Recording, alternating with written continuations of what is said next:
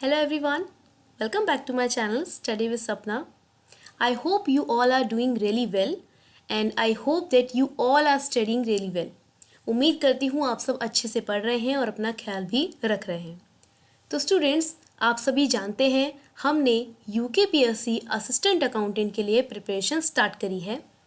Unit number 6 से हम start कर रहे हैं जिसमें ऑलरेडी 3 सब्जेक्ट्स इंक्लूडेड हैं: टैक्सेशन, लॉ, ऑडिटिंग. आज के इस लेक्चर में हम लॉ को कंटिन्यू करते हुए जो टॉपिक हम पढ़ रहे थे सेल्स ऑफ गुड्स एक्ट, उसी को कंटिन्यू करेंगे. हमने सेल ऑफ गुड्स एक्ट में इसके बेसिक्स के बारे में बात की थी और कई सारे टॉपिक का डिस्कशन हमने किया था. इंट्रोडक्शन हो गया था हमारा, डेफिनेशंस हमने पढ़ी थी, देखा था कि गुड्स में क्या क्या चीज़ें कंसिडर की जाती हैं और क्या क्या चीज़ें एक्सक्लूड की जाती हैं. हमने टाइप्स ऑफ गुड्स की बात की थी कि गुड्स का क्लासिफिकेशन किस तरीके से होता है. इन गुड्स के एग्जाम्पल्स देखे थे और डिलीवरी ऑफ गुड्स के ऊपर भी हमने बात की थी. फिर हमने sale and agreement to sell के बीच का डिफरेंस समझा और इस कंसेप्ट को बहुत अच्छे से यहाँ पर हमने क्लियर किया था. साथ ही साथ यहाँ तक का हमने MCQs भी सॉल्व किए थे. तो स्टूडेंट्स, इस टॉपिक को कंटिन्यू करते हुए आज के इस लेक्चर में हम बात करेंगे कंडीशन एंड वारंटी. जी हाँ, सो आज का टॉपिक है कंडीशन एंड वारंटी. देखिए, जब भी आप क्या करते हैं, सेलर के पास जाते हैं कोई सामान खरीदने के लिए. जब भी आप एक सेलर के पास जाते हैं कोई सामान खरीदने के लिए, ये है सेलर, ठीक है. थोड़ा इस तरफ बना देती हूँ मैं आपके लिए. ये सेलर है और आप हैं बायर, ठीक है ना. तो यहाँ पर आप सेलर के पास गए और आपने कहा कि मुझे एक ऐसी कार चाहिए जो 20 किलोमीटर पर लीटर का एवरेज देती हो. ठीक है, मुझे एक ऐसी कार चाहिए जो 20 किलोमीटर पर लीटर का एवरेज देते हो. यहाँ पे आपने एक पर्टिकुलर कंडीशन बता दी. ठीक है, आपने पर्टिकुलर कंडीशन बता दी कि मुझे क्या चाहिए, ऐसी कार चाहिए जो 20 किलोमीटर पर लीटर का माइलेज देती हो. अब मैं यहाँ पे बता दूँ, इन जो कंडीशंस को हम कहते हैं वो है स्टिपुलेशन. कंडीशन और वारंटी से इसे मत जोड़िएगा, थोड़ी देर के लिए समझिए. स्टिपुलेशन जो मैंने लिखा है, stipulation with reference to goods, तो इस स्टिपुलेशन का मतलब होता है, आप कंडीशन भी कह सकते हैं या फिर आप कह सकते हैं कुछ फैक्ट्स, है ना. जैसे यहाँ पर बायर ने, एज अ बायर आपने क्या करा, सेलर को बता दिया एक पर्टिकुलर फैक्ट कि इस बेस पर मुझे एक कार खरीदनी है. सेलर ने कहा ठीक है, मैं ऐसे ही कार आपको दिखा देता हूँ. और सेलर ने बायर को एक कार देते हुए कहा, ये लीजिए, ये जो कार रहेगी ना, ये आपकी बेस्ट कार रहेगी, इसमें आपको जो माइलेज चाहते हो वो आपको मिल जाएगा. बायर ने कहा ठीक है. बायर खुश हो गया कि भाई जो कंडीशन मैंने रखी थी वो कंडीशन फुलफिल हो गई. लेकिन जब बायर ने थोड़ा इस्तेमाल करने पर चेक करने की कोशिश करी कि माइलेज कितना है, तो उसे पता चला कार का माइलेज है 15 किलोमीटर पर लीटर. ये देखकर बायर को बहुत गुस्सा आया और बायर ने सेलर के पास जाकर गुस्से में क्या कर दिया, पूरा का पूरी कार को, मतलब कार को क्या करा, वापस कर दिया, अपना पूरा रिफंड लिया और कॉन्ट्रैक्ट को कैंसिल कर दिया. तो इस एग्जाम्पल से हमें क्या समझ आया, जब एक बायर पर्टिकुलर कंडीशन रखने पर और अगर उस कंडीशन को फुलफिल ना कर पाए सेलर, तो यहाँ पे जो मेन पर्पस है कॉन्ट्रैक्ट का, अगर वो ही फुलफिल ना हो पाए तो आपका जो बायर है वो क्या कर सकता है, कॉन्ट्रैक्ट को रेपुडिएट कर सकता है, यानी कि कॉन्ट्रैक्ट को कैंसिल कर सकता है. ठीक है, तो इसे हम कहते हैं कंडीशन. कंडीशन का मतलब है essential to the main purpose of the contract. जिस मेन पर्पस के बेस पर आपने कॉन्ट्रैक्ट किया था, अगर वही ब्रीच हो जाए तो आप पूरे कॉन्ट्रैक्ट को कैंसिल करने का राइट रखते हैं. ठीक है, बट अगर ऐसा हो कि जो एसेंशियल पर्पस था वो ब्रीच नहीं हुआ है, सिर्फ और सिर्फ कुछ कोलैटरल चीज़ थी जो ब्रीच हो गई है. फॉर एग्जाम्पल, मैंने क्या किया, मैंने कुछ सामान खरीदा, जैसे कि मैंने खरीदा एक टीवी. ठीक है, तो मैं गई शॉपकीपर के पास और मैंने कहा कि भाई मुझे एक 32 इंच का टीवी चाहिए, बट ध्यान से उसे पैक करना, उसकी पैकेजिंग इतनी सही होनी चाहिए कि बिल्कुल भी उसमें कोई प्रॉब्लम ना हो, क्योंकि मुझे इसे बहुत दूर क्या करना है, लेकर जाना है, मुझे अपने विलेज लेके जाना है, ठीक है। बट जैसे ही आप इस टीवी को लेकर जाने लगते हैं घर, आपको रियलाइज़ होता है कि घर पहुंचते पहुंचते ही क्या हो गया, इसकी पैकेजिंग थोड़ी सी खुल गई, जिसकी वजह से कुछ पार्ट डैमेज हो गया, ठीक है। जब आपने टीवी यूज़ करा तो भाई ये तो डैमेज हो गया, क्योंकि पैकेजिंग ठीक से नहीं की गई थी। यहाँ पर आपके एसेंशियल पर्पस से जो जुड़ी हुई चीज़ है, एसेंशियल पर्पस तो था 32 इंच, जुड़ी हुई चीज़ क्या है कि पैकेजिंग अच्छी से होनी चाहिए भाई, पैकेजिंग अच्छी से होनी चाहिए। ये जो एसेंशियल पर्पस के साथ कोलेटरल चीज़ है, इसे हम कहते हैं वारंटी। और इस केस में आप क्या करेंगे, आप सिर्फ और सिर्फ डैमेजेस को ही क्लेम कर सकते हैं, ठीक है। अगर जो एसेंशियल पर्पस था वो ब्रीच हो जाए तो आप कॉन्ट्रैक्ट कैंसिल कर सकते हैं, बट अगर एसेंशियल पर्पस के अलावा कोई कोलेटरल चीज़ क्या हो जाए, इफेक्ट हो जाए, उस केस में आप सिर्फ और सिर्फ डैमेजेस के लिए ही क्लेम कर सकते हैं। ये है कंडीशन एंड वारंटी। उम्मीद करती हूँ आपको ये चीज़ समझ आई है। तो यहाँ पर देखिए, स्टिपुलेशन का मतलब बताया गया है, stipulation in a contract of sale with reference to goods which are the subject thereof may be a condition और a warranty.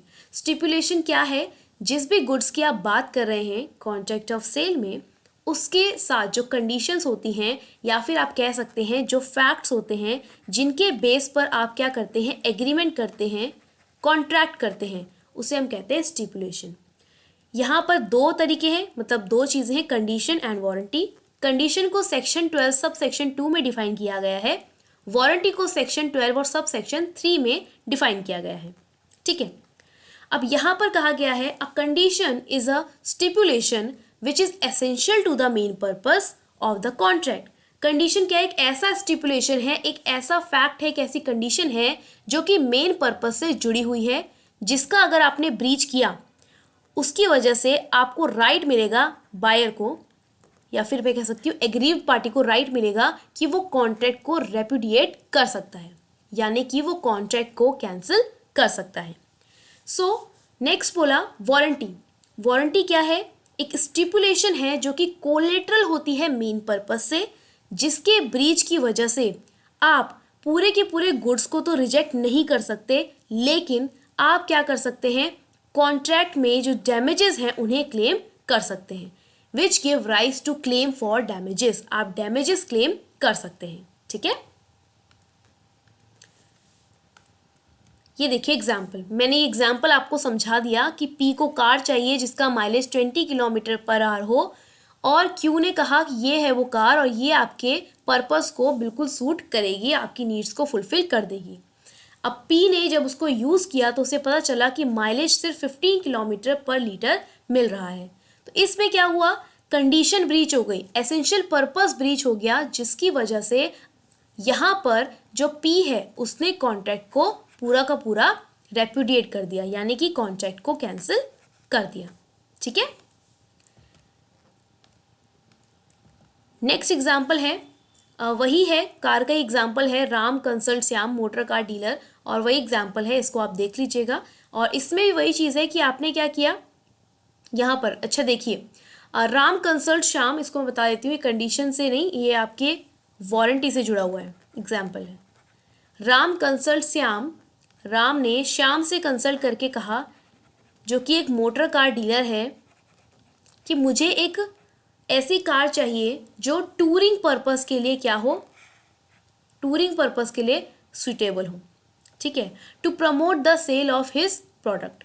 Ram consult Shyam a motor car dealer for a car suitable for touring purposes to promote the sale of his product. मुझे अपने product की जो cell है उसे क्या करना है, प्रमोट करना है, मुझे अपने प्रोडक्ट को प्रमोट करना है, जिसके लिए ना मुझे कार चाहिए जो टूरिंग पर्पस से हो, मुझे बार बार टूर पे जाना पड़ता है। श्याम ने सजेस्ट किया, ठीक है आप एक काम करो, आप मारुति कार ले लो, और राम ने ये सुनकर मारुति कार ले ली।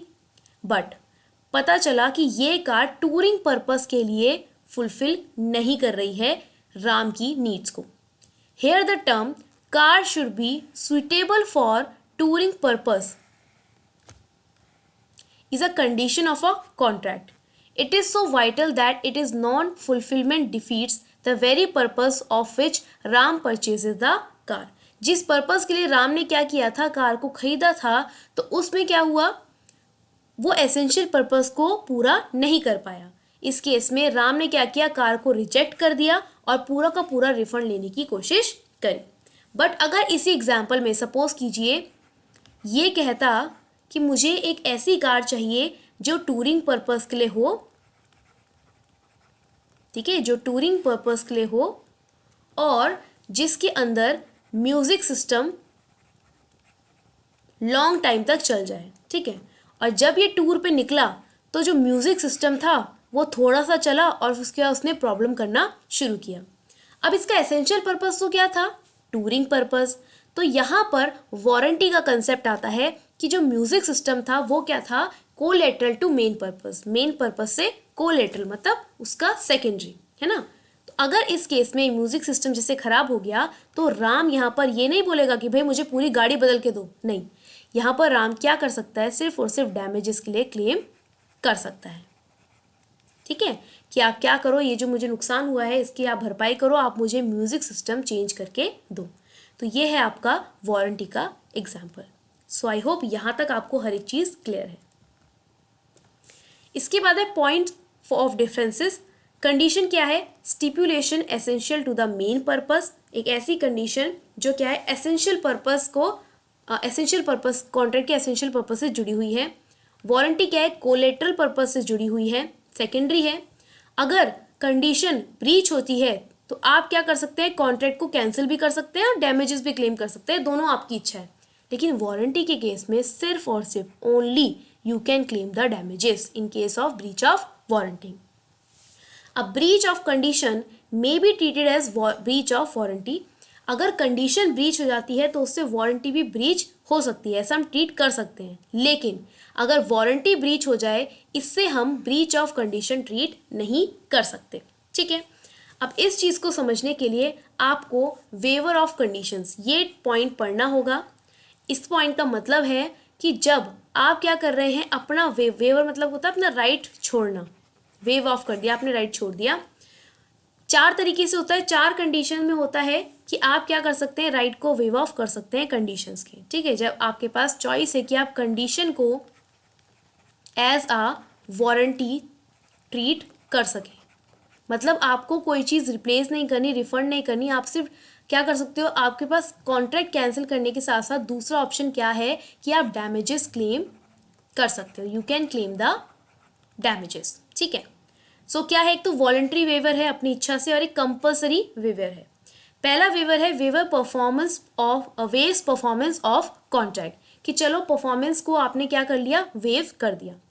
दूसरा है elect to treat condition as warranty, क्या करा आपने, कंडीशन को ही एज अ वारंटी ट्रीट कर लिया। थर्ड पॉइंट है non severability of contract and fourth is fulfilment of condition excused by law. Conditions जो थी उनको फुलफिल किया गया लॉ के थ्रू, लॉ उन्हें एक्सक्यूज कर दिया गया। तो ये है आपकी वेवर ऑफ कंडीशंस। डिटेल में पढ़ने के लिए जुड़े रहिए क्योंकि नेक्स्ट लेक्चर में इनका डिटेल आने वाला है, ठीक है। हाँ, मैंने स्लाइड ऐड करी है बट इसके एग्जाम्पल जो है वो नेक्स्ट लेक्चर में हम कवर करेंगे। तो आज के लेक्चर में हमने बेसिक चीज़ें अंडरस्टैंड करी कंडीशन एंड वारंटी के बारे में। इसके आगे के पॉइंट्स को हम नेक्स्ट लेक्चर में डिस्कस करेंगे।